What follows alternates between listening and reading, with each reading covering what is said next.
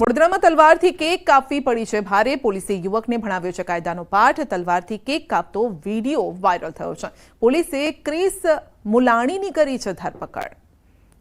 તો તલવારથી કેક કાપતો હતો અને વિડીયો તેણે બનાવ્યો છે આ પ્રકારનો.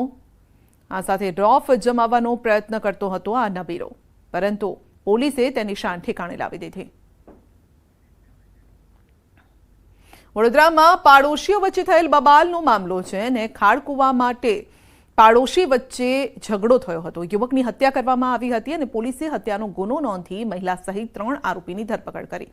હત્યારા પાડોશી પ્રવીણભાઈ પંચાલ, શીતલ પંચાલ અને રમેશભાઈ સિકલીગરની ધરપકડ કરાઈ છે. તો ઉલ્લેખનીય છે કે પાડોશી તેમજ મૃતક યુવક વચ્ચે ખાડકુવા માટે ઝઘડો થયો હતો ને જેમાં મૃતક યુવક પિયુષ રાઠોડને પાડોશી પ્રવીણભાઈ અને તેમની પત્ની તેમજ બનેવી દ્વારા ગળદાપાટુનો માર મારવામાં આવ્યો, જેના કારણે તેનું મોત થયું. ચાલુ વર્ષે મોંઘા બિયારણો અને ખાતર લાવી ખેડૂતોએ બટાકાનું મોટા પ્રમાણમાં વાવેતર કર્યું અને આ વર્ષે બટાકાના પાકને વાતાવરણ અનુકૂળ આવતા ઉત્પાદન પણ મોટા પ્રમાણમાં થયું. પરંતુ જ્યારે બટાકા કોલ્ડ સ્ટોરેજમાં મૂકવાનો સમય આવ્યો ત્યારે સ્ટોરેજમાં બટાકા મૂકવાની કેપેસિટી ન હોવાના કારણે ખેડૂતોની હાલત અત્યારે કફોડી થઈ છે. તો ખેડૂતોના બટાકા ખેતરોમાં જ રઝળી રહ્યા છે. ખેડૂતોનું કહેવું છે કે કોલ્ડ સ્ટોરેજના સંચાલકો વેપારીઓના બટાકાનો સંગ્રહ કોલ્ડ સ્ટોરેજમાં કરી મનમાની કરી રહ્યા છે. સરકાર દ્વારા કોલ્ડ સ્ટોરેજ સંચાલકો સામે યોગ્ય પગલાં લેવામાં આવે તેવી ખેડૂતોની માંગ છે. બહાર રજળી પડ્યો અત્યારે ખેડૂતની દશા એવી છે કે માર્કેટમાં નથી ભરાઈ શકતો અને વેપારી પણ કોઈ ખેતરમાં લેવા તૈયાર નથી. અમારે વીઘે 50,000નો ખર્ચ થાય છે. ક્વોન્ટિટી ફાર્મ વાળે જે કંપનીઓ વાળે જે બટાકા સ્ટોર ભાડે લઈ લીધા છે, તો હવે માલ ખેતરોમાં ખેડૂતોનો માલ વધી ગયો હોય તો એ માલ મૂકવો ક્યાં? જોકે કોલ્ડ સ્ટોરેજના સંચાલકનું કહેવું છે કે બટાકાના કોલ્ડ સ્ટોરેજના સંગ્રહને લઈ રાજનીતિ કરાઈ રહી છે. હાલ 1 કરોડ બટાકાના કટ્ટા કંપનીના કોલ્ડ સ્ટોરેજમાં આવ્યા છે. સારા ભાવ સાથે ખેડૂતોને કંપનીએ વાવેતર કરાવ્યું હતું. જોકે કંપની દ્વારા 1 કરોડ કટ્ટાનું વાવેતર ન કરાવ્યું હોત તો બટાકાને રોડ પર ફેંકવાની સ્થિતિ આવત. કોલ્ડ સ્ટોરેજમાં અમારી જગ્યા હોય એટલા બધું ખેડૂતો ના પાડતા નથી, પણ આ સાલ બમ્પર ઉત્પાદનના કારણે જે લેટ વાવેતર કર્યું છે એમના બટાકા બહાર રહી ગયા છે. અત્યારે જગ્યા છે ને અમે નથી લેતા એવું નથી, પણ જગ્યા જ એકચ્યુઅલી કોલ્ડ સ્ટોરેજ અંદર છે નહીં. ને બીજી વાત છે કે કંપનીઓના બટાકા લે છે ને ખેડૂતના નથી લેતા, એ પણ એવું પણ નથી. તો સાંસદ જ્ઞાનીબેન ઠાકોરે રાજ્યના કૃષિ મંત્રી રાઘવજી પટેલને પત્ર લખી રજૂઆત કરી. બનાસકાંઠા જિલ્લામાં જે 225 જેટલા કોલ્ડ સ્ટોરેજ આવેલા છે તે તમામ કોલ્ડ સ્ટોરેજના સંચાલકો અત્યારે ખેડૂતોના બટાકા સંગ્રહ કરવાના બદલે વેપારીઓના બટાકાનો સંગ્રહ કરી રહ્યા છે અને જેથી ખેડૂતોને કોલ્ડ સ્ટોરેજમાં બટાકા રાખવાની જગ્યા નથી. ખેડૂતો સાથે અન્યાય થતો હોવાની વાત કરી છે. વર્તમાન સમયની અંદર જે કંપનીઓ અને બહારના જે મોટા વેપારીઓ છે એ ક્યાંક ને ક્યાંક ખેડૂતોનું શોષણ કરી રહ્યા છે.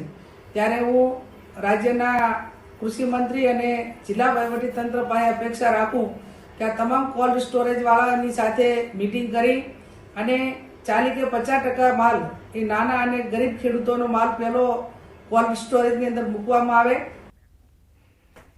ગીર સોમનાથ જિલ્લાના પ્રાસલી માર્કેટિંગ યાર્ડ ખાતે તુવેરની ખરીદીને લઈને ખેડૂતોની મુશ્કેલી વધી છે. ટેકાના ભાવે ખરીદેલી તુવેર રિજેક્ટ કરાતા ખેડૂતોમાં ભારે રોષ છે.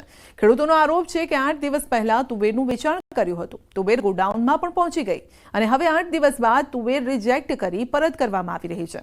તુવેરનું વેચાણ કરી તેને ડમ્પ કરી દીધા બાદ તેને રિટર્ન કરાતા ખેડૂતોને બમણી મુશ્કેલી વેઠવી પડી રહી છે. આ તરફ ગુજકો માસોલના પ્રતિનિધિનું કહેવું છે કે તુવેર પેરામીટરમાં ન આવતી હોવાથી રિજેક્ટ કરાઈ.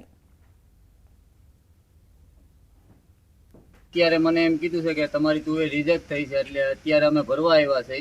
2 ટ્રેક્ટર તુવેર લઈને આવ્યા હતા અને 2 ટ્રેક્ટર રિજેક્ટ કર્યા. પછી અહીંયા લઈ આવ્યા તો એ 4% ડેમેજ કાઢ્યું. 4% ડેમેજ તો અત્યારે જે બારદાન જે ભરેલા છે એ લોકોને ચેક કરેલા એ તમે 2 બધા ખેડૂતની એવી ગણતરી માંગણી છે કે 2 બારદાન ખોલી અને તમે ચેક કરો. ઈ તુરદાર ચેક કરો, અમારી તુરદાર અત્યારે જે લઈ આવ્યા ઈ તુરદાર તમે ચેક કરો. પેરામીટર પ્રમાણે લેતા નથી, અહીંયાથી રિજેક્ટ થાય છે, એટલે આપણે પેરામીટરમાં એ પ્રમાણે જોખીએ છીએ. પેરામીટરનું ઉપર આવે એ રિજેક્ટ થાય છે. ગોડાઉનમાં રિજેક્ટ થાય છે તો ફરીથી અહીંયા આવે છે તો આપણે પાછા ખેડૂતોને ફૂંકી દઈએ છીએ. રિજેક્ટ થઈને પણ સાફ કરીને લાવવાની પાછી. કે અમુક વેપારીઓનો માલ ડેમેજ હોવા છતાં પણ જોખી લેવામાં આવે છે, જ્યારે સામાન્ય ખેડૂતોના માલને જોખવામાં આવતો નથી. વધુમાં એક ચોંકાવનારી ઘટના એ જાણવા મળી છે કે 8 દિવસ પહેલાં અમુક ખેડૂતોના માલ જોખાઈ ગયા, એમને બારકોડ લાગી ગયા અને આજે 8 દિવસ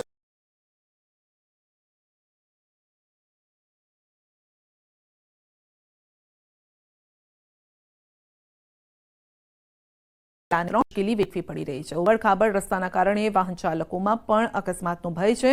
સોનગઢથી હિંડલાથી જંગલમાંથી પસાર થતા આ રસ્તો વ્યારા તરફ જઈ રહ્યો છે. અહીં ખેડૂતો શાકભાજી વેચવા વ્યારા જવા માટે આ રસ્તાનો ઉપયોગ કરે છે, પરંતુ રસ્તા પર મસમોટા ખાડા હોવાથી તેમને હાલાકી વેઠવી પડે છે. વર્ષ 2017-18માં આ રસ્તો બનાવવામાં આવ્યો હતો અને તેના થોડા વર્ષની અંદર જ રસ્તો ખરાબ થઈ ગયો છે. આજ દિવસ સુધી આ રસ્તાની ક્યારેય મરમ્મત નથી કરાઈ.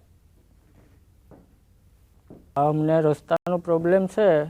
રસ્તો ખરાબ છે. હિંડલાથી ધનમૌલી સુધી 5-6 કિલોમીટરનો રસ્તો છે. અમારે વ્યારા માર્કેટમાં ભીંડા લઈ જવાનો આ રસ્તો અમને સારું પડે સીધું, ને આ ખરાબ હોવાથી અમને સોનગઢ બાજુથી ફરીને જવું પડે. અહીંથી હિંડલાથી જવા માટે, વ્યારા જવા માટે રસ્તો બહુ ખરાબ છે. રસ્તો આ લોકોને બહુ તકલીફ પડતું છે આ રસ્તા માટે. રસ્તો થઈ જાય તો સારો.